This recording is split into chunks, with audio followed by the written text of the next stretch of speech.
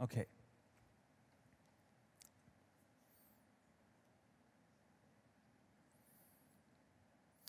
"15 seconds of silence. In some cases, it can be a very long time frame in our today's society. So what I see in today's society is that we as human beings, we are not able to be still here in the moment to ask ourselves who we want to be.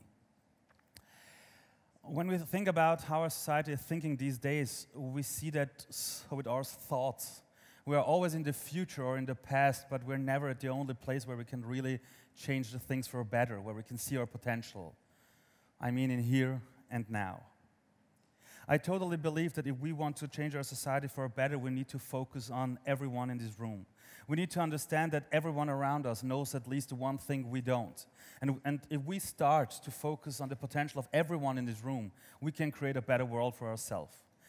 But I also want to be honest to you guys. When it comes to creating the future, I'm not an expert, okay? I'm really not an expert. What I'm going to talk about are my experiences from the last 37 years of my life, especially from the last 7 years after I started to talk to people from all around the world about their hopes, about their dreams, and about why they do what they do. In the last years, in whole Europe, I also worked with kids, with more than 70,000 kids from all around the world in Europe. And what I saw is that we all have the potential, but sometimes we truly believe we are not good enough. So my own story, it started in Iran. I was born in Iran in the year 81, 37 years ago. And when you're a kid, no one asks you where you want to be born. No one asks you if you want to be born in Iran or in Austria or someone else. When I was 3 years old, my parents, they had to flee from Iran. And I think it was with the help of Amnesty International and the UN who brought us to Austria. And in the first years in Austria, I was a refugee. I grew up in a refugee camp outside of Vienna. And my childhood was the childhood of someone who was a stranger in a strange country, and I had no idea where to go. I had no idea if one day we will go back or not. And when you're a kid, you are so curious. You want to know everything. You have so many ambitions. You have dreams and hopes until one day someone tells you, stop dreaming. Don't do that. Don't make the mistakes. But when I was a kid, when I was around 13 years old, I had this idea. I always wanted to have a handbook of life stories with stories from people from all around the world. I always said to my teachers, is there a book outside in this world with stories from people from all around the world? Everyone should answer the same questions about their hopes, about their dreams, about their backgrounds, and all of these stories, they should be shared into one book, and the book should be free to the world for all the kids out there who have no idea what to do in their life. Many years later, in 2010, I was a teacher in Vienna in a school. And all of my kids, everyone, they were connected to the internet. They had their mobile phones in their pocket. And when I asked them, so what do you want to do with your life in this connected world? They always told me, we have no idea what to do. They gave me the same answers which I gave to my teachers when I was a kid. I don't know what I want to do in my life. And when I was a teacher, I said to myself, of course I can wait for others to find a solution for these kids, or I will try it on my own, in my spare time, with the possibilities I have around myself. And with a few friends of mine, I started a website called WHATCHADO, the Handbook of Life Stories, where people from all around the world have the possibility to share their story, no matter if it's an intern or someone who's famous. And what started as a side project a few years ago with just 17 stories from the streets of Vienna is today a platform with more than 7,000 stories from people from all around the world. And it's growing by 100 stories a month and is reaching out to nearly 1 million people a month. And when we started with the project, what I found out is that the most important thing for our future is working with young people. And in the last few years, as I told you before, I worked with more than 70,000 kids in whole Europe. And whenever I go to schools, it's all about working with these people or with these kids about their future. And the kids, they can be 10 years old or 19 years old. But what I see is that every kid outside is so curious. But what I also see in the world is we have so many kids in schools who think they're not good enough. And when I talk to adults about kids, what I often hear is, yeah, kids are sweet, they're nice, they're small. We have to teach them something.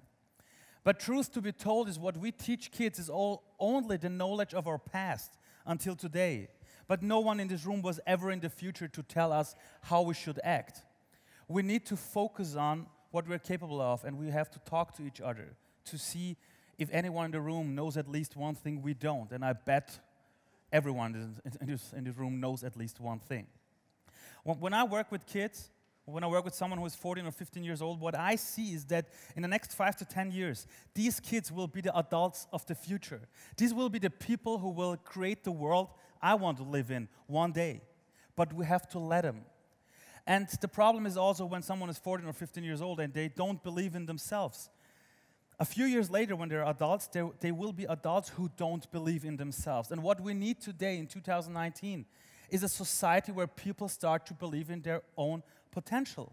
We can't wait for other people out there in the society to change the world for better. We have to do it now in our society, in our community around us, maybe with friends, maybe today, starting at this conference. And when I talk to people about creating the future, what I often hear is I would call it, it's a kind of fear where people always say, yeah, I don't know what's in front of us. I'm totally afraid of creating the future. Maybe I will fail, I will make a mistake. And if someone in this room is afraid of making mistakes, I will tell you one thing. Please remember the day you were born. On the day you were born, you had no idea that there was something outside called society, called the job market. You had no idea that there was something called the mother tongue language. And you learned all of the things out of your curiosity. Or do you remember how you learned to walk? No one told you you need to walk because you need it one day. It was your curiosity and you wanted to be part of a society, your family, your parents. You saw these people and you wanted to be part of them. And then you tried it on your own. You tried to stand up, to walk your own way. But what happened was you made a mistake. You crashed the floor. But no one told you it was a mistake. You had no idea that this was a failure. Because we are human beings and we are curious. And we try it on our own as hard as possible until someone tells us, don't try it. But on the day we were born, we had our potential in ourselves. And we had no idea that things are not possible. We tried it on our own. And when you take a look at kids, they will crash the floor 100 times a day. Sometimes it hurts. But I never saw a kid sitting in the corner and saying, Mom, Dad, I tried walking 40 times. It's not going to work. I'm not good at it. Please, for the rest of my life, carry me around. No one in this room ever gave up learning the hardest things in the world, like a language out of nothing, without knowing where you were born, learning how to walk by crashing the floor.